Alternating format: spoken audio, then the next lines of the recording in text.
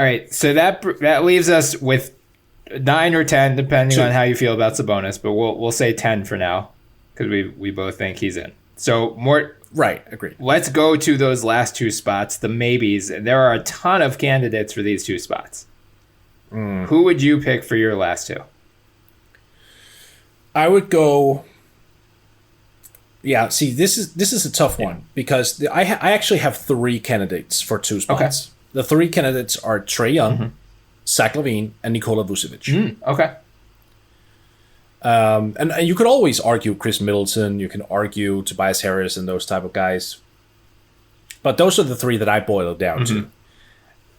And it gets tough for me because emotionally, I want to take Nikola Vučević really, really badly. He's just been so good. I mean, we're talking about a guy who's scoring over 23 points per game, grabbing 11 rebounds. He's sort of a playmaker, almost 4 assists per game. His shooting has just been tremendous. I mean, 43% from the outside on high volume. He's one of the best offensive players or offensive centers in the NBA. Hell, you know what? I'll go with it. One of the best offensive players in the NBA. I mean, look, that kind of production with that kind of efficiency. I mean, are you kidding me? That's tremendous. And Orlando doesn't really have a whole lot going for them. Right. So you kind of want to give them a success story, and Vučević is that success story. But at the same time, if I pick him, I have to say that one of Trae Young or Zach Lavine has to be out of there, and I don't think either should. I think both of them should be in. I mean, Zach Lavine, we can talk about Chicago's record. It's bad, and if you go off of that, sure. But he is miscast as a number 1 guy. This is something we've been talking about before, which isn't his fault necessarily, or not even necessarily. It's not. And what he's done in while being miscast has been superb. I mean, 26.5 points per game, over 5 rebounds, over 5 assists, almost 40 from 3, 50 from the field, almost 90 from the line, shooting percentage of 64. Like for someone who isn't a number 1 guy, he is sure as hell doing everything he can to at least try to justify being that guy, even though that's not in the cards in the future.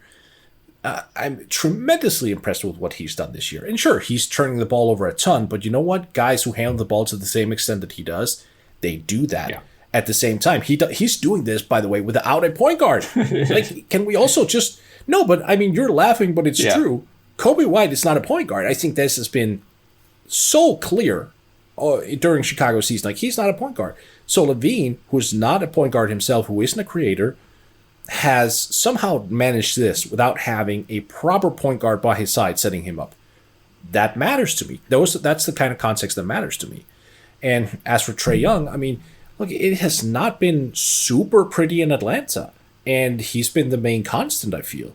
I mean, that is the one guy you can still go to who you know what you're going to get out of him, every single night. That matters, and he's still got the court vision. He's still got the pull up long, 3-pointers. He's still got the shake and bake game. He's got every of those components moving. The reason he's not doing, how can you say it, as well as last year, I think is because of all the moving pieces on the roster, which I think is also, again, context that matters. No. Yeah, of course, and I mean they also talk about injuries like. All of the guys they brought in this offseason who we were very hyped about and thought, this Hawks team was going to be interesting, they all got hurt right away. So it was like right back to we have last year's Hawks team. And I know, some of them come back since, so it's not, they are getting the reinforcements back. And they are technically right now 6th in the East at 10-12. So if nothing else, like Trae Young made it last year and he was on one of the worst teams in the NBA. So now he's on a playoff team, I guess, if you want to call a 10-12 team a playoff team. Right. So he could actually get in on merit in terms of team, and then Bradley Beal can take his spot from last year as you're on a garbage team, but we recognize your talent. So this might be the best of both worlds. Right. But no. That said, we still need to pick. Yeah.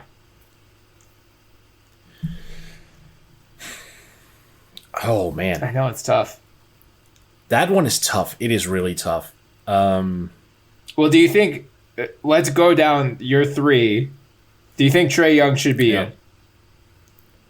Because if you think he's in, then you can narrow it down between Lavine and Vuč. I think he is in. I think Lavine is in. As much as I hate this, you know what? I actually have a solution. Expand the All-Star roster? Yes, because the rosters got expanded for the regular season. That's true. So why shouldn't that logic let's have move over to the All-Star? two-way players in the All-Star game? You know what? I would actually love that. That would be fantastic to me. No, but if we weren't bringing more players to the actual game, then yes, I agree. Let's name 15 for all I care. Right. No, if I have to, I'm going Lavine and Trae, and then I'll take the bullet to the heart for not being able to pick Vuč, and I'll hate every second of it. And then I'll make this caveat that if someone is injured or God forbid has coronavirus or whatever, Vuč should be the first guy to come in as a replacement. Are you just mad that Vuč dropped 43 and 19 on the Bulls last night? I love that. That was so good. That game was fantastic from his perspective, and I actually called it almost. We have this Bulls DM crew, but before the game started, I was like, Vuč is gonna drop 50 on them, isn't he? And then he dropped 43 and 19. I would say that's acceptable, right? That's a good prediction. Yeah. He was awesome. Yeah. Like, he is just such a good player, and I've been watching him this year, and I think he does so well without having that clock front court. Being able to have him as the consistent guy who can produce, it changes what the Magic can do. And I wonder at the same time, like, we've already had this discussion about Lavine when we had Jason on, in terms of should the Bulls cash in on Zach Lavine and whatnot. I'm not sure that the Orlando Magic could not get a pretty decent haul for Nikola Vučević if they decided to go that route. Oh, for sure. I mean, I think that's the number one trade target for the Boston Celtics. If the Magic are willing to shop Vuč, he fits into that trade exception. He does, and there was a Dane who asked me about this today. I actually don't love that trade necessarily, because I think he's a guy who needs to have touches. Like, you can't just use Vuč just as a spot up big man. That's not his game. And I really, really love the way that Tatum and Brown are basically running the offense from the wings.